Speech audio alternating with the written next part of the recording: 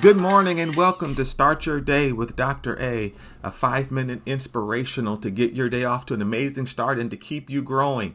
And today we're going to look at the letter Q in our image and identity because you and I are qualified. Just say that off the top. We'll prove it, but I'm qualified. Mark Batterson said this. Check this quote out. God does not call the qualified. He qualifies the called. Wow. Now, I want you to understand that Ephesians 4:1 says that all of us are called by God in his plan and his purpose. We are all called by God. So let's read that again. God does not call the qualified. He qualifies the called. And that's you. He qualifies the called. Let's look at what the verse says. 2 Corinthians chapter 3, starting at verse 4. We are confident of all this because of our great trust in God through Christ. It is not that we think we are qualified to do anything on our own. Our qualification comes from God. He has enabled us to be ministers of his new covenant. That's important. He says it's not that we think we are qualified on our own, but it doesn't mean we're not qualified. It just simply means our qualification comes from God, and that's exciting. Because it is God, God has enabled us to be ministers of his new covenant. Here's a question. Is there a minister in the house? Listen, minister is used in church as a title often. It usually signifies one who's been called to public speaking. When I first started in my public speaking ministry, we were called ministers. That was a title given us. And in other case, sometime in certain denomination, it refers to someone who was trained and ordained to serve as some kind of a staff member. And you can make a case for both of those. But boy, we miss the total understanding of that word. Because in this context, in 2 Corinthians, Paul identifies all believers as ministers of the new covenant. Ministers in its definition comes from the word which means to serve.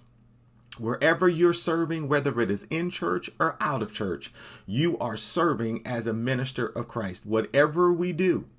Because as we do our work, as we fulfill our call, all of that honors God.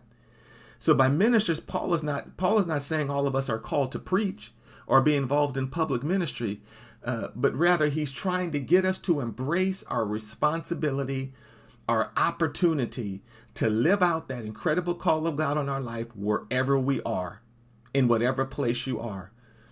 One is not holier than the other. Man, that's exciting. And God qualifies you. And for that ministry and living out before him, we are all qualified by God himself. What God calls us to do, he qualifies us to do. He gifts us to do. That's why it's so important for me, for you to understand your gifts, your calling, and what's right for you. He doesn't expect us to do it all in just our own strength. And neither do we expect that our qualification is based on having gone to school or done this stuff. Listen, God does the qualifying himself. So I want you today, start seeing yourselves in your true identity. I want you to cast off any feelings of insignificance because you don't have a title, because we are so concerned about titles today. Don't feel unimportant because you don't have a title. Titles aren't important. Or you may feel insignificant because you haven't been to seminary or weren't raised in church. You were raised outside of church, or you just don't feel adequate for any other reason. Maybe you think you're not, whatever your situation is. But instead, make this covenant with God by agreeing with his word.